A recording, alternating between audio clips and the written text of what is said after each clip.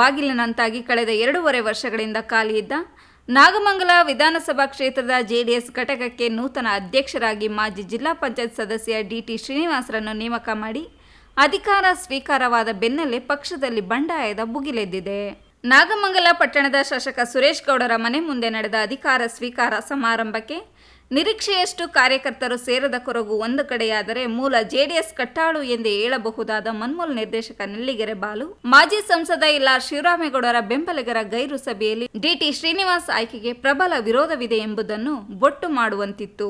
ತೂಬಿನಕೆರೆ ಜವರೇಗೌಡ ತಮ್ಮ ಅಧ್ಯಕ್ಷ ಸ್ಥಾನಕ್ಕೆ ರಾಜೀನಾಮೆ ನೀಡಿ ಪಕ್ಷದಿಂದ ದೂರ ಸರಿದ ದಿನಗಳಿಂದಲೂ ನಾಗಮಂಗಲ ಜೆಡಿಎಸ್ ಪಕ್ಷದ ಅಧ್ಯಕ್ಷ ಸ್ಥಾನಕ್ಕೆ ಮನ್ಮೂಲ್ ನಿರ್ದೇಶಕ ನೆಲ್ಲಿಗೆರೆ ಬಾಲು ಪ್ರಬಲ ಆಕಾಂಕ್ಷಿಯಾಗಿದ್ದರು. ಬಹುತೇಕ ಅವರೇ ಎಂಬ ಮಾತುಗಳು ಪಕ್ಷದ ವಲಯದಲ್ಲಿ ಕೇಳಿಬಂದಿದ್ದವು. ಆದರೆ ದಿಢೀರೆಂದು ಡಿ.ಟಿ. ಶ್ರೀನಿವಾಸರನ್ನು ನೇಮಕ ಮಾಡಿರುವುದರಿಂದ ನೆಲ್ಲಿಗೆರೆ ಬಾಲು ತೀವ್ರ ಅಸಮಾಧಾನಿತರಾಗಿ ತಮ್ಮ ನಿರ್ದೇಶಕ ಸ್ಥಾನಕ್ಕೆ ರಾಜೀನಾಮೆ ನೀಡುವುದಾಗಿ ಬಂಡಾಯದ ಬಾವುಟ ಹಾರಿಸಲು ಮುಂದಾಗಿದ್ದಾರೆ. ಡಿ.ಟಿ. ಶ್ರೀನಿವಾಸ್ ಮೂಲ ಜೆಡಿಎಸ್ ಪಕ್ಷದವರಲ್ಲ, ಮಾಜಿ ಸಂಸದ ಎಲ್.ಆರ್. ಶಿವರಾಮೇಗೌಡರ ಬೆಂಬಲಿಗರಾಗಿದ್ದರು. ಇದೀಗ ಶಾಸಕ ಸುರೇಶ್ ಗೌಡರ ಆಪ್ತರಾಗಿದ್ದು, ದಿಢೀರ್ ಬದಲಾವಣೆಯ ಹಿಂದೆ ಶಾಸಕರ ಪ್ರಭಾವವೇ ಕಾರಣ ಎಂಬುದು ನೆಲ್ಲಿಗೆರೆ ಬಾಲು ಬೆಂಬಲಿತರ ಆಕ್ರೋಶವಾಗಿದೆ. ಎಲ್.ಆರ್. ಶಿವರಾಮೇಗೌಡರ ಬೆಂಬಲಿಗರಿಗೂ ಅಷ್ಟಕ್ಕಷ್ಟೇ ಎಂಬ ಮಾತಿದೆ. ಈ ಬೆಳವಣಿಗೆಯಿಂದ ಡಿಸ್ಟರ್ಬ್ ಆಗಿರುವ ನೆಲ್ಲಿಗೆರೆ ಬಾಲು ಇದೇ 22ರ ಬುಧವಾರ ಸಭೆಯೊಂದನ್ನು ನಡೆಸಿ ತಮ್ಮ ಮನ್ಮೂಲ್ ನಿರ್ದೇಶಕ ಸ್ಥಾನಕ್ಕೆ ರಾಜೀನಾಮೆ ನೀಡುವ ಒತ್ತಡದ ತಂತ್ರಕ್ಕೆ ಮುಂದಾಗಿದ್ದಾರೆ ಎನ್ನಲಾಗಿದೆ. ಇದಕ್ಕೂ ಪಕ್ಷದ ವರಿಷ್ಠರಿಂದ ಸ್ಪಂದನೆ ಸಿಗದಿದ್ದರೆ ಮೂಲ ಜೆಡಿಎಸ್ ಪಕ್ಷದ ಕಾರ್ಯಕರ್ತರಿಂದ ಚಂದವಣವೆತ್ತಿ ಕಾರ್ಯಕರ್ತರ ಸಮಾವೇಶ ಆಯೋಜಿಸಿ ಮಾಜಿ ಪ್ರಧಾನಿ ದೇವೇಗೌಡರನ್ನು ಎಚ್.ಡಿ. ಕುಮಾರಸ್ವಾಮಿಯನ್ನು ಆಹ್ವಾನಿಸಿ ಶಾಸಕ ಸುರೇಶ್ ಗೌಡರ ವಿರುದ್ಧ ಬಂಡಾಯದ ಬಾವುಟ ಹಾರಿಸಲು ಮುಂದಾಗಿದ್ದಾರೆ ಎಂದು ಮೂಲಗಳಿಂದ ತಿಳಿದು ಬಂದಿದೆ. ಅಷ್ಟಕ್ಕೂ ದೇವೇಗೌಡರ ಮನೆ ಮಗನೆಂದೇ ಹೇಳಲಾದ ನೆಲ್ಲಿಗೆರೆ ಬಾಲುಗೆ ಈ ಅವಕಾಶ ಕೈತಪ್ಪಿದ್ಯಾಕೆ? ಸುರೇಶ್ ಗೌಡ ಮಾಜಿ ಮುಖ್ಯಮಂತ್ರಿ ಕುಮಾರಸ್ವಾಮಿಗೆ ಅಷ್ಟು ಹತ್ತಿರವಾಗಿಬಿಟ್ರಾ?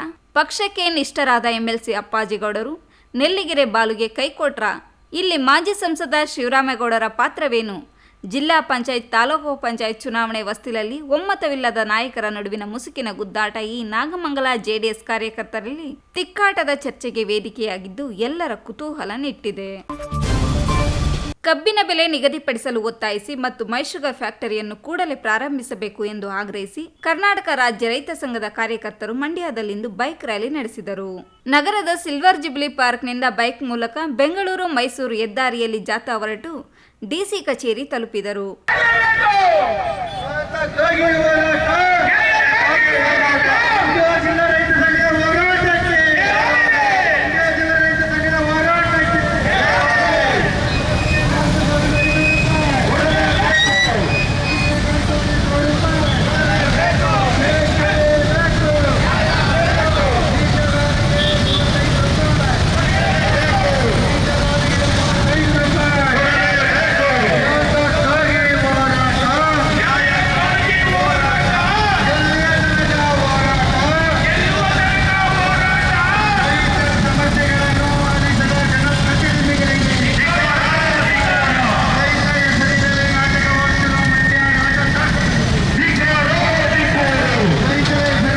ಡಿಸಿ ಕಚೇರಿ ಮುಂಭಾಗ ಪ್ರತಿಭಟನೆ ಮಾಡಲು ಜಿಲ್ಲಾಡಳಿತ ಅವಕಾಶ ಮಾಡಿಕೊಡದ ಕಾರಣಕ್ಕೆ ರೈತ ಸಂಘದ ಕಾರ್ಯಕರ್ತರು ಮತ್ತು ಪೊಲೀಸರ ನಡುವೆ ಭಾರಿ ಪ್ರಮಾಣದ ಮಾತಿನ ಚಕಮಕಿ ನಡೆಯಿತು. ಯಾವುದೋ ಮೂಲೆಯಲ್ಲಿ ಒಂದು ಅರ್ಧ ಎಕರೆಗೆ 1 ಎಕರೆ ಕಬ್ಬು ಭತ್ತ ಬೆಳೆಯೋ ಬರಲ್ಲ. ಇಲ್ಲಿ ಬಂದಿರೋರು ಯಾರು ಗೊತ್ತಾ?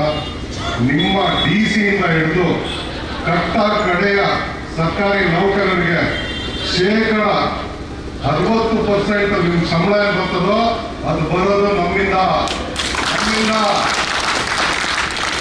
ಯಾವನು ಚಪರಾಸಿ ನನ್ನ ಮಗ 3 ಪೈಸೆ ಲೆಕ್ಕ ಇಲ್ಲ,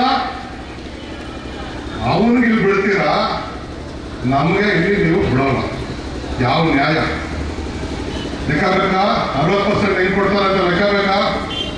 ಕಬ್ಬನ್ ಬೆಳೆಗಾರರು ಯಾವ ರೀತಿ ಟ್ರೀಟ್ ಮಾಡ್ತಿದ್ದೀರಾ ಅಂದ್ರೆ, ಜಿಲ್ಲಾಧಿಕಾರಿಗಳು 2 ಸಲ ಹೋಗಿ ಮನವಿ ಕೊಟ್ಟಿದ್ದೀವಿ, ಮೀಟಿಂಗ್ ಕರೀಲಿಲ್ಲ. 1 ಎಕರೆ ಕಬ್ಬು ಬೆಳೆಯೋನು ಸರ್ಕ್ಕೆ ಎಷ್ಟು ಆದಾಯ ಕೊಡ್ತಾನೆ ಗೊತ್ತಾ? 1 ಎಕರೆ ಕಬ್ಬು ಬೆಳೀತಾರಲ್ಲ ರೈತ, 1 ಎಕರೆ ಸರ್ಕಾರ ಎಷ್ಟು ಆದಾಯ ಮಾಡುತ್ತೆ ಗೊತ್ತಾ ನಿಮ್ಗೆ? ಸುಮಾರು 20 ಲಕ್ಷ ಆದಾಯ ಮಾಡುತ್ತೆ. ಲೆಕ್ಕ ಬೇಕಾ? ಈಗಲೇ ಹೇಳ್ತೀನಿ. ಅವ್ರು ಅಷ್ಟು ಕೇವಲವಾಗಿ ನೋಡಬಾರ್ದು. ಇವತ್ತು ವರ್ಷದಲ್ಲಿ ಏನು ಅಬಕಾರಿ ಆದಾಯ ಅಂತ ಬರುತ್ತೆ. ಎಲ್ಲಿಂದ ಬರುತ್ತೆ ಅಬಕಾರಿ ಆದಾಯ? 1/8 ಭಾಗದಷ್ಟು, 1/8 ಭಾಗ ಅಂದ್ರೆ ಸರಿಸುಮಾರು 25,000 ಕೋಟಿ. ಜಿಲ್ಲಾಡಳಿತ ಪ್ರತಿಭಟನಾಕಾರರ ಹಕ್ಕನ್ನು ಕಸಿಯುತ್ತಿದೆ ಮತ್ತು ಪ್ರಜಾಪ್ರಭುತ್ವದ ನಾಶ ಮಾಡುತ್ತಿದೆ ಎಂದು ಆಕ್ರೋಶ ವ್ಯಕ್ತಪಡಿಸಿದ ಕಾರ್ಯಕರ್ತರು ಜಿಲ್ಲಾಡಳಿತದ ವಿರುದ್ಧ ಘೋಷಣೆ ಮೊಳಗಿಸಿದರು. ನೂರಾರು ರೈತ ಕಾರ್ಯಕರ್ತರು ಪ್ರತಿಭಟನೆಯಲ್ಲಿದ್ದರು. ಇದಕ್ಕೂ ಮುಂಚೆ ಪ್ರತಿಭಟನೆಗೆಂದು ಹಾಕಿದ ಸಾಮಿಯಾನವನ್ನು ಪೊಲೀಸರು ಬಲವಂತದಿಂದ ತೆರವುಗೊಳಿಸಿದಾಗಲೂ ಭಾರೀ ಪ್ರಮಾಣದ ಮಾತಿನ ಚಕಮಕಿ ನಡೆಯಿತು. ಅವರು ಯಾವ ರೀತಿ ಲೆಕ್ಕಾಚಾರ ಹಾಕಿದ್ದಾರೆ ಅಂದರೆ ಮೊಲಾಸಸ್ಸು, ಬ್ಯಾಗಾಸು ಇವೆರಡೇ ಉತ್ಪನ್ನಗಳು, ಅದರಲ್ಲಿ ಬರ್ತಕ್ಕಂಥ ಆದಾಯ ಹಂಚ್ಕೊತೀವಿ ಅಂತ ಅದನ್ನು ಹಂಚ್ಕೊಂಡಿಲ್ಲ. ನಾವು ಬರೀ ಸಕ್ಕರೆ ಬೆಲೆ ಮೇಲೆ ನಮಗೆ ಇವತ್ತು ಧಾರಣೆ ಫಿಕ್ಸ್ ಆಗ್ತಾ ಇದೆ. ನಾವು ಕೇಳ್ತಾ ಇರೋದು ಬಂಗಾರದ ರೇಟ್ ಸಮನಾಗಿ ನಮಗೆ ಕೊಡಲಿ. 45 ಇಸ್ವಿಲಿ ಏನು ಧಾರಣೆ ಇತ್ತು ಅವತ್ತಿನ ಏನು ಚಿನ್ನದ ಧಾರಣೆಗೆ ಹೋಲಿಕೆ ಮಾಡಿದ್ರೆ ಅಷ್ಟು ಕೊಡಬೇಕು ನಮಗೆ ನ್ಯಾಯವಾಗಿ. ಇಷ್ಟು ಹೇಳ್ತಾ ನಾನು ಮಾತು ಮುಗಿಸ್ತೀನಿ. ಇನ್ನು ವಿದ್ಯುತ್ ಶಕ್ತಿ ಬಗ್ಗೆ ಯಾರಾದ್ರೂ ಮಾತಾಡಿದ್ದಾರೆ? ಜಿಲ್ಲಾಧ್ಯಕ್ಷ ಕೆಂಪುಗೌಡ, ರೈತ ಸಂಘದ ಪ್ರಮುಖ ಬಡಗಲಪುರ ನಾಗೇಂದ್ರ, ಆರ್ಗಾನಿಕ್ ಸಂಸ್ಥೆಯ ಮಧುಚಂದನ್, ಪ್ರಸನ್ನ ಸೇರಿದಂತೆ ನೂರಾರು ರೈತ ಕಾರ್ಯಕರ್ತರು ಪ್ರತಿಭಟನೆಯಲ್ಲಿದ್ದರು. ಅಕ್ಟೋಬರ್ 9, 10 ಮತ್ತು 11ರಂದು ಶ್ರೀರಂಗಪಟ್ಟಣ ದಸರಾ ಮಹೋತ್ಸವವನ್ನು ನಡೆಸಲು ನಿರ್ಧರಿಸಲಾಗಿದ್ದು, ಅರ್ಥಪೂರ್ಣ ದಸರಾ ಆಚರಣೆಗೆ ಕ್ರಮವಹಿಸಿ ಎಂದು ರೇಷ್ಮೆ ಮತ್ತು ಯುವ ಸಬಲೀಕರಣ ಮತ್ತು ಕ್ರೀಡಾ ಇಲಾಖೆ ಸಚಿವ ಹಾಗೂ ಜಿಲ್ಲಾ ಉಸ್ತುವಾರಿ ಸಚಿವ ಡಾಕ್ಟರ್ ನಾರಾಯಣಗೌಡ ಹೇಳಿದರು. ಬೆಂಗಳೂರಿನ ವಿಧಾನಸೌಧದ ಸಚಿವರ ಕೊಠಡಿಯಲ್ಲಿ ಮಂಡ್ಯ ಜಿಲ್ಲೆಯ ಶ್ರೀರಂಗಪಟ್ಟಣ ದಸರಾ ಮಹೋತ್ಸವ 2021ರ ಆಚರಣೆ ಸಂಬಂಧ ನಡೆದ ಸಭೆಯಲ್ಲಿ ಅಧ್ಯಕ್ಷತೆ ವಹಿಸಿ ಅವರು ಮಾತನಾಡಿದರು. ಅಕ್ಟೋಬರ್ 9ರಂದು ಜಂಬೂ ಸವಾರಿ ನಡೆಯಲಿದ್ದು, ಅಂಬಾರಿ ಆನೆ ತರಲು ಅರಣ್ಯ ಇಲಾಖೆ, ಪಶುಸಂಗೋಪನಾ ಇಲಾಖೆಯೊಂದಿಗೆ ಮಾತನಾಡಿ ಕ್ರಮವಹಿಸಲಾಗುವುದು ಎಂದರು. ಯುವಜನ ಸೇವಾ ಮತ್ತು ಕ್ರೀಡಾ ಇಲಾಖೆ ವತಿಯಿಂದ ಫಿಟ್ ಇಂಡಿಯಾ, ಕಬಡ್ಡಿ, ಕುಸ್ತಿ ಸ್ಪರ್ಧೆಗಳನ್ನು ಆಯೋಜಿಸಿ ಎಂದರು.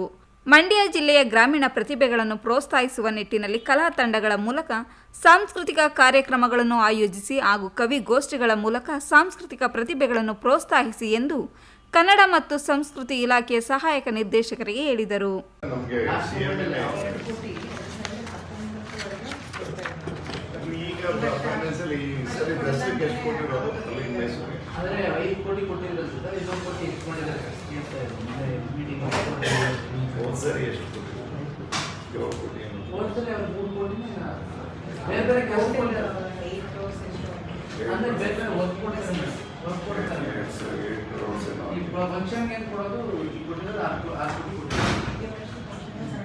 ಸಭೆಯಲ್ಲಿ ಜಿಲ್ಲಾಧಿಕಾರಿ ಯಶಸ್ವತಿ, ಜಿಲ್ಲಾ ಪಂಚಾಯತ್ ಸಿಇಒ ದಿವ್ಯಾಪ್ರಭು, ಪೊಲೀಸ್ ವರಿಷ್ಠಾಧಿಕಾರಿ ಡಾಕ್ಟರ್ ಅಶ್ವಿನಿ, ಶಾಶ್ವತಿ, ಧಾರ್ಮಿಕ ಕ್ರಿಯಾ ಸಮಿತಿಯ ಸಂಸ್ಥಾಪಕರಾದ ಡಾಕ್ಟರ್ ಭಾನುಪ್ರಕಾಶ್, ಸಚಿವರ ಆಪ್ತ ಕಾರ್ಯದರ್ಶಿ ಪ್ರಭಾಕರ್, ಉಪವಿಭಾಗಾಧಿಕಾರಿ ಶಿವಾನಂದಮೂರ್ತಿ, ಶ್ರೀರಂಗಪಟ್ಟಣ ತಹಸೀಲ್ದಾರ್ ಶ್ವೇತಾ, ವಾರ್ತಾಧಿಕಾರಿ ಟಿಕೆ ಹರೀಶ್ ಹಾಗೂ ಮತ್ತಿತರರು ಉಪಸ್ಥಿತರಿದ್ದರು. ವಿವಾದಾತ್ಮಕ ಕೃಷಿ ಕಾಯ್ದೆ ರದ್ದು ಸೇರಿದಂತೆ ವಿವಿಧ ಬೇಡಿಕೆಗಳ ಈಡೇರಿಕೆಗೆ ಆಗ್ರಹಿಸಿ ರೈತ ಒಕ್ಕೂಟ ಸೆಪ್ಟೆಂಬರ್ 27ರಂದು ಕರೆ ನೀಡಿರುವ ಭಾರತ್ ಬಂದ್ಗೆ ಶ್ರೀರಂಗಪಟ್ಟಣ ತಾಲೂಕಿನ ಪ್ರಗತಿಪರ ಸಂಘಟನೆಗಳು ಬೆಂಬಲ ವ್ಯಕ್ತಪಡಿಸಿವೆ. ಶ್ರೀರಂಗಪಟ್ಟಣದಲ್ಲಿ ಇಂದು ನಡೆದ ವಿವಿಧ ಸಂಘಟನೆಗಳ ಮುಖಂಡರ ಸಭೆಯಲ್ಲಿ ಈ ನಿರ್ಣಯ ಕೈಗೊಳ್ಳಲಾಯಿತು. ಒಂದು ರೈತರ ಮೇಲೆ ಮತ್ತು ಕಾರ್ಮಿಕರ ಮೇಲೆ ಮತ್ತು ವಿದ್ಯಾರ್ಥಿಗಳ ಮೇಲೆ ಏರ್ತಾ ಇದೆ. ವಿದ್ಯಾರ್ಥಿಗಳಿಗೆ ಉದ್ಯೋಗ ಇಲ್ಲ, ಕಾರ್ಮಿಕರಿಗೆ ಕೆಲಸ ಇಲ್ಲ, ರೈತರಿಗೆ ಗೊಬ್ಬರದ ಸಿಗ್ತಾ ಇಲ್ಲ, ಏನು ಮಾಡೋಕ್ಕೈತೆ? ಯಾಕಂದರೆ ಬೆಲೆ ರೈಸ್ ಆಗ್ತೈತೆ. ಕರೋನಾ ಹೆಸರಿನಲ್ಲೆಲ್ಲ ಬಂದ್ ಮಾಡಿದ್ರು, ಯಾವ ಆದಾಯ ಇಲ್ಲ. ಆದಾಯ ಇಲ್ಲದ ಮೇಲೆ ಇವರು ಬೆಲೆ ರೈಸ್ ಮಾಡಿದ್ರೆ ಏನು ಮಾಡ್ಕೊಳ್ಳೋದು? ನಮ್ಮ ಸ್ಥಿತಿ ಅಧೋಗತಿದೆ, ಕೇಳೋರಿಗೆ ಗತಿಯಿಲ್ಲದಾಗಿದೆ. ಹಾಗಾಗಿ ಈ ಸರ್ಕಾರವನ್ನು ವಿರೋಧಿಸ್ತಾ ನಾವೆಲ್ಲರೂ ಕೂಡ 27ನೇ ತಾರೀಕು ಶ್ರೀರಂಗಪಟ್ಟಣ ಬಂದ್ ಕರೆಗೆ ನಾವೆಲ್ಲ ಪೂರ್ವಭಾವಿ ಸಭೆ ಸೇರಿದ್ದೀವಿ. ಎಲ್ಲ ಸಹಕಾರ ನೀಡಬೇಕು ಅಂತ ಈ ಮೂಲಕ ಶ್ರೀರಂಗಪಟ್ಟಣದ ಪ್ರಜ್ಞಾವಂತರಲ್ಲಿ ಕೇಳ್ಕೊಳ್ತಾ ಇದ್ದೀನಿ. ರೈತ ಸಂಘದ ಜಿಲ್ಲಾ ಘಟಕದ ಪ್ರಧಾನ ಕಾರ್ಯದರ್ಶಿ ಮಂಜೇಶ್ ಗೌಡ ಮಾತನಾಡಿ, ರೈತರು ಕಳೆದ ಹಲವು ತಿಂಗಳುಗಳಿಂದ ಕೃಷಿ ಕಾಯ್ದೆ ರದ್ದತಿ ಹಾಗೂ ಸಾರ್ವಜನಿಕ ಉದ್ದಿಮೆಗಳ ಖಾಸಗೀಕರಣ ವಿರೋಧಿಸಿ ಪ್ರತಿಭಟನೆ ನಡೆಸುತ್ತಿದ್ದರೂ ಕೇಂದ್ರ ಸರ್ಕಾರ ಸ್ಪಂದಿಸುತ್ತಿಲ್ಲ. ಅಗತ್ಯ ವಸ್ತುಗಳ ಬೆಲೆ ಏರಿಕೆ ನಿಯಂತ್ರಿಸಲು ಸರ್ಕಾರ ವಿಫಲವಾಗಿದೆ. ನಿರುದ್ಯೋಗ ಮಿತಿ ಮೀರಿದೆ. ಸರ್ಕಾರ ಇದ್ದು ಇಲ್ಲದಂತಿದೆ ಎಂದು ಟೀಕಿಸಿದರು.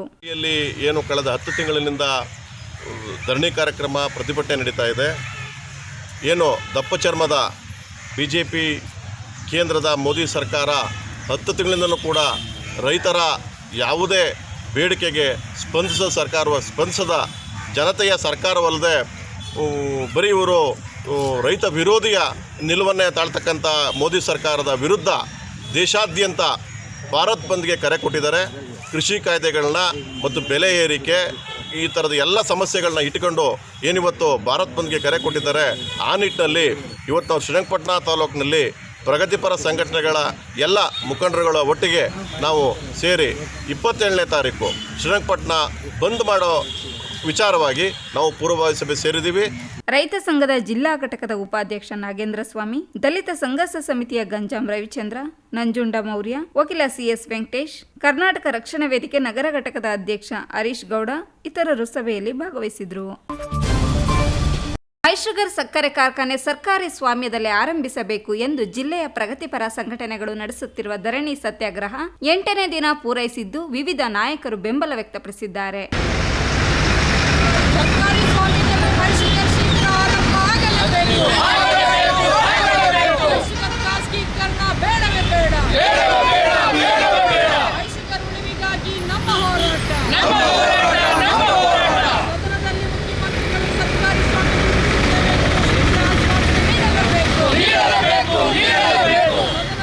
ಮುಖ್ಯಮಂತ್ರಿಗಳು ಮೈಸೂರು ಆರಂಭಕ್ಕೆ ಹಸಿರು ನಿಶಾನೆ ತೋರಲೇಬೇಕು. ಕರ್ನಾಟಕ ರಕ್ಷಣಾ ಪಡೆಯ ಜಿಲ್ಲಾಧ್ಯಕ್ಷರಾದ ಗೋವಿಂದೇಗೌಡರು ಈ ಸಂದರ್ಭದಲ್ಲಿ ಮಾತನಾಡಿದರು. ಪಾಂಡವಪುರ ಮಂಡ್ಯ ಸಕ್ಕರೆ ಕಾರ್ಖಾನೆ ಏನು ಉಳಿವಿಗಾಗಿ ಇವತ್ತು ನಿರಂತರ ಸತ್ಯಾಗ್ರಹವನ್ನು ಮಾಡ್ತಾಯಿದ್ದಾರೆ. ಕರ್ನಾಟಕ ರಾಜ್ಯ ಹಿತರಕ್ಷಣಾ ಸಮಿತಿಯವರು, ಮಂಡ್ಯ ಹಿತರಕ್ಷಣಾ ಸಮಿತಿಯವರು ಅವರಿಗೆ ಪೂರ್ಣ ಬೆಂಬಲವನ್ನು ಈ ದಿನ ನಮ್ಮ ಮಂಡ್ಯ ಜಿಲ್ಲೆಯ ಎಲ್ಲ ತಾಲೂಕು ಹಾಗೂ ಮಂಡ್ಯ ಜಿಲ್ಲೆಯ ಪದಾಧಿಕಾರಿಗಳೆಲ್ಲರೂ ಸೇರಿ ನಾವು ಪೂರ್ಣ ಬೆಂಬಲವನ್ನು ಕೊಡ್ತಾಯಿದ್ದೀವಿ. ಸರ್ಕಾರ ಯಾವುದೇ ಕಾರಣಕ್ಕೂ ಅದನ್ನು ಖಾಸಗೀಕರಣ ಮಾಡಬಾರ್ದು. ಅದನ್ನು ನಮ್ಮ ರೈತರಿಗೆ ಉಳಿವಿಗಾಗಿ ಕೊಡಬೇಕು. ಸರ್ಕಾರವೇ ನಡೆಸಬೇಕು. ಸರ್ಕಾರ ಏನು ನಿಗದಿ ಮಾಡುತ್ತೆ ಕಬ್ಬಿನ ಬೆಂಬಲವನ್ನು ಅದನ್ನೇ ಕೊಡಬೇಕು.